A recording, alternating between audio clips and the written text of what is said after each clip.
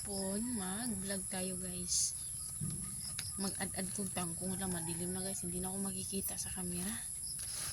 Mag-ad-ad kong tangkong guys, mag-ano tayo ng tangkong para sa pagkain sa baboy. Panghalo ito guys, hinahaluan ito ng feeds kasi mga kayong feeds kaya ginagawa namin. Hinahaluan na lang namin ng tangkong or kung anong mayroon dyan. Pang alternative na pang ano sa baboy kasi mga kayang feeds. Ito ang ginagawa namin. Ang inano ko guys, ano kami ng kangkong na lang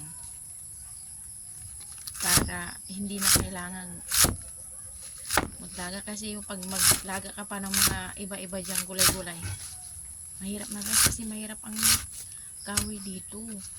Hindi ano yung kahoy guys, grabe na ngayon panahon na tunga umulan-ulan. Ako, ang hirap ng kahoy. Kaya ito kangkong na lang yung ano namin guys, panghalo sa baboy talaga, pagkain sa baboy.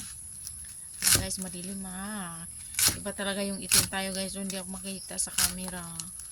Ano lang talaga yung camera ko guys, luma na kasi and hindi na ako makikita. Oh, dark na lang guys, dark ang nakikita, small dark.